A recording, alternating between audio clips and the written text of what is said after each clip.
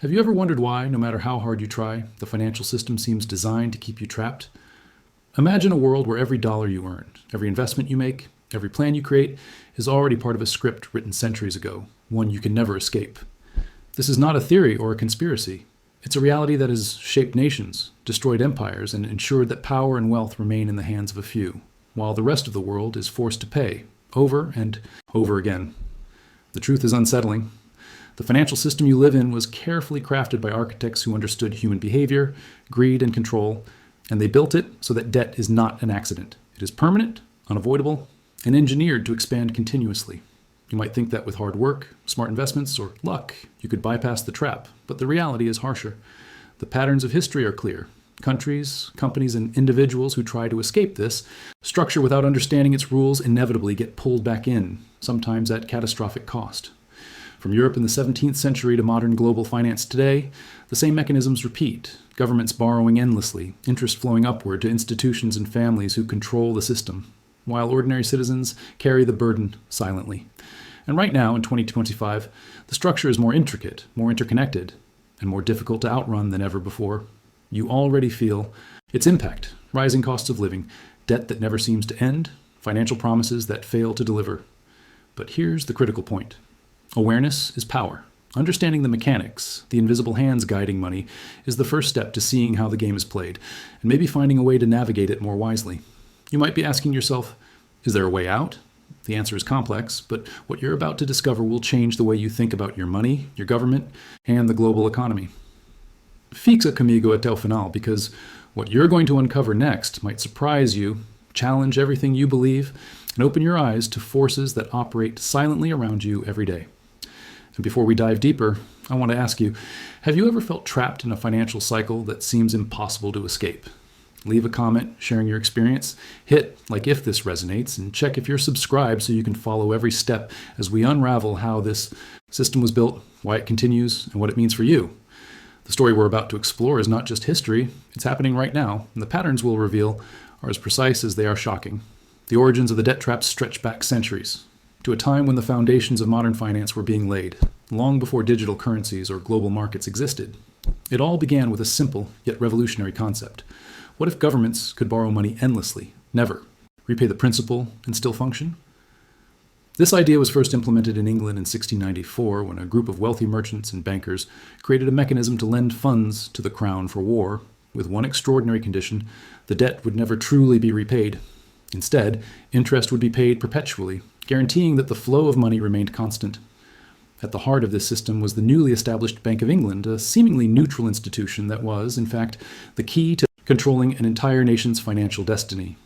Every bond issued became both money and income for the holders, creating a permanent stream of wealth from taxpayers to a select group of elite financiers.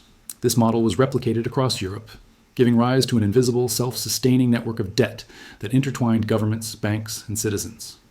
Over the decades, the system evolved, becoming more sophisticated, more interconnected, and more difficult to escape. Each crisis, each war, and each recession was absorbed not by the elite, but by the general population, reinforcing the structure while masking its permanence.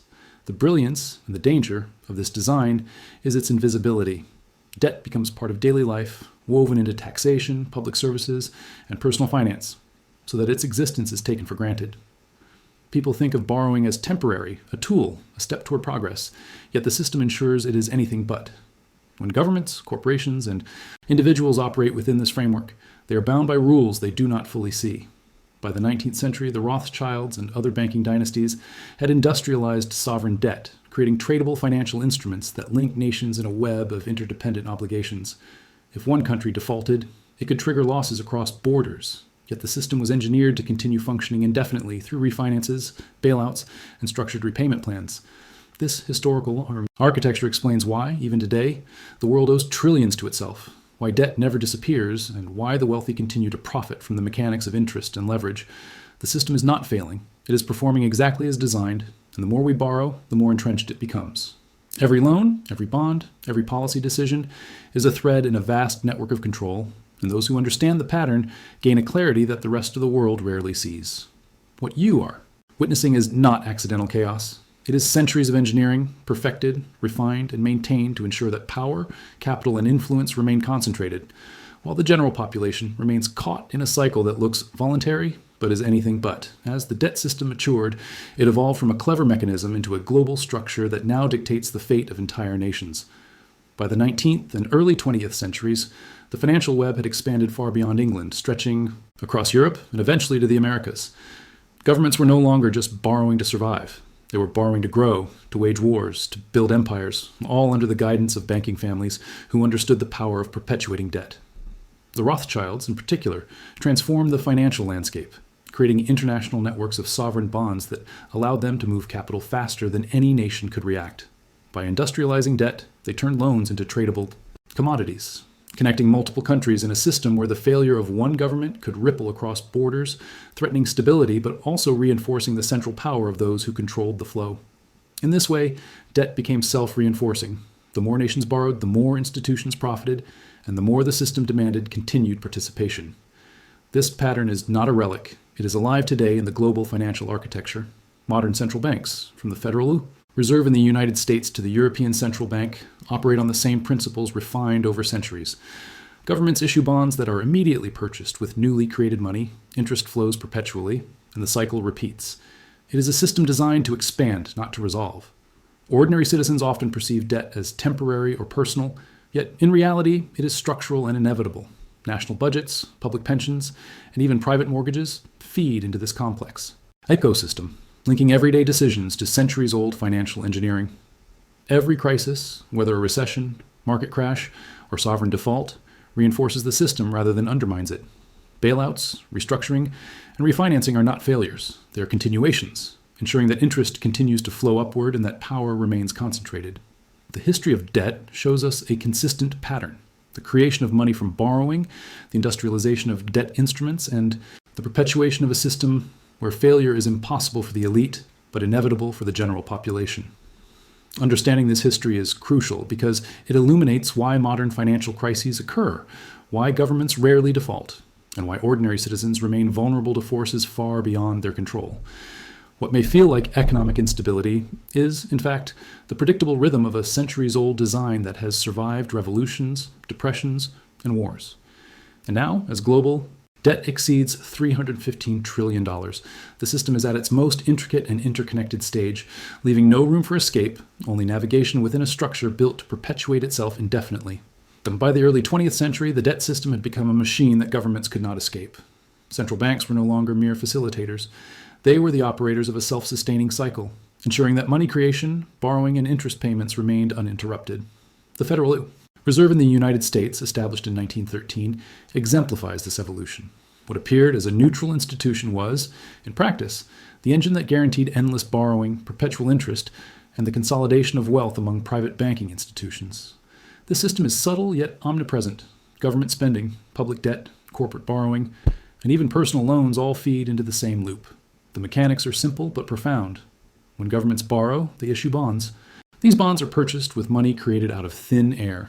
Taxes are then collected from the population to pay interest, ensuring that the flow of wealth moves upward from citizens to institutions controlling the system.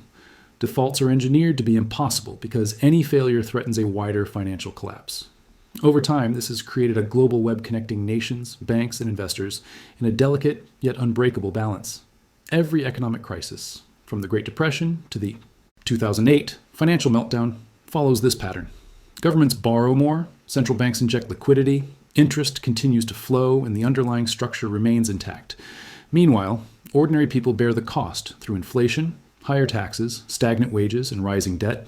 The genius and the danger of the system is its invisibility. It feels normal, inevitable even, but it was carefully designed to perpetuate itself, to create the appearance of choice while leaving little room to escape. This is why, even in times of economic growth, the average citizen often feels trapped, powerless, against forces that have been meticulously organized over centuries. Now, here is the crucial question for you. Have you ever noticed how no matter how hard you try, debts, financial obligations, and systemic pressures seem to persist and multiply? As the system matured, it became clear that its primary function was to concentrate wealth and influence rather than merely fund governments or facilitate commerce. The architects of modern finance, from Patterson to Rothschild to Morgan and Volcker, constructed mechanisms where interest payments flowed continuously upward. creating a feedback loop that guaranteed perpetual profit for those who controlled the bonds, the banks, and the currency. Nations became dependent on borrowing not because they lacked resources, but because the very structure of the system demanded it. Every war, every infrastructure project, every social program was leveraged, financed through instruments that ensured repayment was nearly impossible without generating new debt. This was the invisible architecture of power: governments borrowing endlessly, central banks ensuring liquidity, and citizens effectively subsidizing the wealth of a few through taxes and inflation. The elegance and danger of the design lay in its invisibility. To most people, debt feels like a temporary problem, a burden that can be managed or repaid. In reality, it is a permanent feature, meticulously engineered over centuries to appear optional while being inescapable. Globalization amplified this effect. By the 20th and 21st centuries, economies were intertwined. U.S. Treasury bonds were held by foreign governments, Japanese institutions, and European banks. Defaults anywhere could trigger cascading consequences. Yet the system was resilient by design, always propped up by coordinated interventions, bailouts, and refinancing programs. Corporations, pension funds, and individual investors became both beneficiaries and enforcers of the system, dependent on continuous debt cycles for profits and stability. Even crises, like the 1982 Latin American debt crisis or the 2008 global financial meltdown, were absorbed and re-engineered to reinforce the network rather than dismantle it. Ordinary citizens bore the brunt. Inflation eroded savings, wage growth stagnated, and access to essential goods became dependent on credit, embedding them deeper into the system. Understanding this is crucial. The patterns are not random. They are the outcome of deliberate engineering, a centuries-old design that treats debt as the foundation of modern finance. While it appears as chaos or complexity, the underlying logic is simple. Perpetual borrowing ensures perpetual control. Those who understand this see the system for what it truly is, not a series of accidental crises, but a machine built to extract wealth, concentrate power, and guarantee that, for most of humanity, freedom from debt is an illusion. The question is not whether the system works, it works perfectly, but whether anyone can navigate it without being absorbed. By the mid-20th century, the system had reached an unprecedented level of sophistication, combining the lessons of centuries into a network that spanned the globe. The creation of the Federal Reserve, the internationalization of debt, and the emergence of interconnected markets allowed governments to borrow endlessly while ensuring that interest payments flowed without interruption. Every policy, from fiscal stimulus to quantitative easing, was integrated into a framework that guaranteed the survival of the network, regardless of individual crises. What is critical to understand is that the system is designed to absorb shocks, not to correct them. When a nation faces a debt crisis, the solution is rarely forgiveness or reduction. Instead, the response is refinancing, bailouts, or structural adjustments, mechanisms that perpetuate debt and reinforce control. This is why countries like Mexico in 1982, Greece in 2010, and Argentina repeatedly fall into cycles of debt. The problem is not mismanagement, it is the design. Interest payments continue flowing, institutions profit, and ordinary citizens remain bound within the system, often unaware of the historical patterns that dictate their circumstances. Corporations and investors have adapted, aligning their strategies to take advantage of government borrowing, central bank interventions, and market fluctuations. The system incentivizes leverage, speculation, and accumulation at every level. Yet, the public perceives these dynamics as chance or policy failure, rarely understanding that the underlying structure is deliberate and enduring. International coordination further entrenches this framework. Institutions like the IMF, World Bank, and central banking alliances ensure that debt is managed globally, never eliminated. Sovereign defaults are mitigated through structured assistance, often with conditions that erode autonomy while sustaining payments. This creates a self-reinforcing loop. Debt never disappears, wealth continues to flow upward, and control becomes more concentrated. By examining historical patterns, it becomes clear that the system operates not through randomness, but through precise mechanisms designed for continuity. Economic shocks, political instability, and social crises are absorbed and redirected, maintaining the network rather than dismantling it. The modern global economy is not a series of disconnected events. It is the culmination of centuries of engineering, where every intervention, bailout, and policy reinforces the perpetual cycle of debt and power. Understanding this pattern allows us to see that what may appear as chaos is, in fact, the predictable operation of a system designed to survive, expand, and maintain control, leaving very few truly outside its influence. As the system entrenched itself in the late 20th and early 21st centuries, the mechanisms of control became both more subtle and more pervasive. Modern finance operates on a global stage, where currencies, bonds, and derivatives interconnect nations in a web that leaves little room for escape. Debt is no longer a local problem. It is a structural feature of the global economy. When one country struggles, others are immediately implicated through exposure to sovereign bonds, international loans, and trade obligations. The institutions that design the framework, central banks, global investment firms, and financial dynasties, remain the primary beneficiaries. The extraordinary scale of debt accumulation today is staggering. Over $315 trillion globally, connecting governments, corporations, and households in a continuous cycle of borrowing, interest, and refinancing. What makes this system invisible to most is how smoothly it operates. Crises appear episodic, solutions seem temporary, and yet the underlying structure remains untouched. Policies like quantitative easing, bailouts, and international financial interventions are all designed to sustain the cycle, ensuring that wealth continues to flow upward while ordinary citizens carry the burden. Social and economic pressures mount, stagnant wages, rising costs, and shrinking opportunities are all part of the equilibrium that the system maintains. Here's the key question for you. Have you noticed how every economic downturn seems to enrich the few, while leaving the majority struggling? Comment below with your experiences, observations, or frustrations with the financial system. Your perspective is valuable because it reveals how deeply this network affects real lives. The impact of this financial system on individual lives is profound, often invisible, and yet unavoidable. Every citizen participates in a cycle of debt, credit, and interest, whether they realize it or not. From mortgages and student loans to credit cards and personal financing, ordinary people are constantly navigating a framework designed centuries ago to extract value upward. Inflation, taxation, and economic policy decisions all feed into this system, subtly redistributing wealth and consolidating power. Families work harder just to maintain the same standard of living, while the mechanisms of finance ensure that no matter how much effort is invested, true financial independence remains elusive.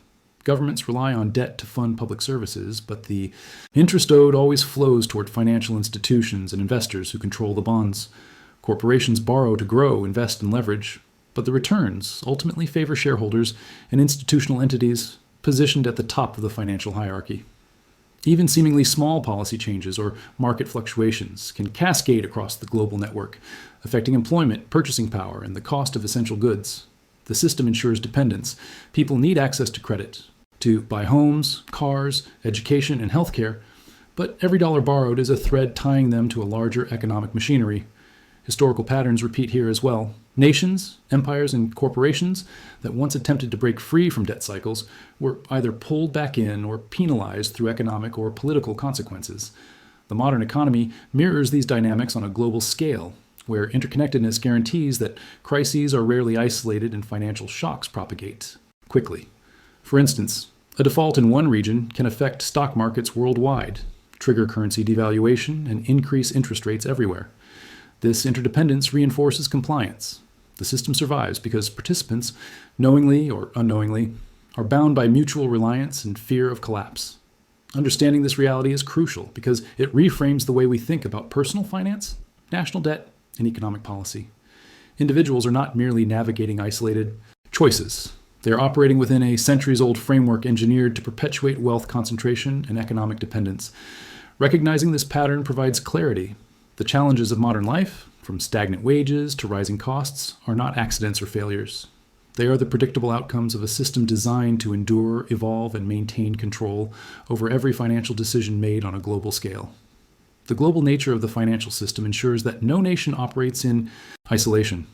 Every economic decision, every issuance of debt, every adjustment in interest rates is intertwined with multiple countries, institutions, and financial instruments. When one government borrows, another holds the debt. When one central bank injects liquidity, global markets react instantly. The United States Treasury bonds, for example, are held not only domestically, but also by foreign governments, pension funds, and multinational corporations. Japan, China, and European nations all participate in this network, creating a web where every obligation is connected and every default could trigger cascading consequences. This interdependence was not accidental. It was meticulously constructed to ensure the survival and perpetuation of the system. By creating a framework where governments, corporations, and citizens are all linked through obligations, interest payments, and financial contracts, the architects of modern finance ensured that the machinery would continue regardless of crises or political changes. Economic shocks, whether from currency fluctuations, trade imbalances, or sovereign defaults, are absorbed, restructured, and redirected, keeping the network intact. In effect, the world owes money to itself, yet the flow of wealth is consistently upward to those who control the institutions, the currency, and the markets. Corporations and investment firms operate within this global structure, leveraging interconnected debt and credit to maximize returns, while ordinary citizens face inflation, stagnant wages, and rising costs that tie them deeper into the system. This network also explains why interventions like IMF loans, quantitative easing, and coordinated monetary policy are so persistent. They are not temporary measures, but integral parts of a design that maintains debt as an inescapable constant. Understanding these connections is essential to grasping why individual actions, national policies, or local economic reforms rarely escape the gravitational pull of global finance. The interconnectivity guarantees that risks and rewards are shared unevenly, ensuring that those at the center of the network continue to benefit, while the majority absorb instability and systemic pressure. The pattern is clear. Crises are never isolated, debt is never eliminated, and power remains concentrated. By seeing the world as an interconnected financial ecosystem, it becomes apparent that the challenges we experience, market volatility, rising costs, stagnant wages, and debt dependence, are not anomalies. They are the predictable outcomes of a centuries-old design that operates invisibly yet consistently, linking everyone in a global system from which there is no true escape, only navigation, within the rules set long before we were born. Now that you understand the scope and intricacy of the global financial system, it becomes clear that what seems like chaos, crises, or random economic events is, in fact, a meticulously engineered structure designed to endure, expand, and concentrate wealth.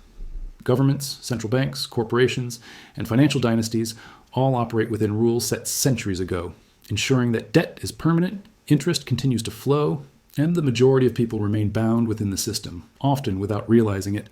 Yet understanding this pattern offers an unprecedented advantage. Knowledge allows us to see the invisible mechanisms at play, recognize the recurring cycles of crisis and control, and make more informed decisions in our personal and professional lives.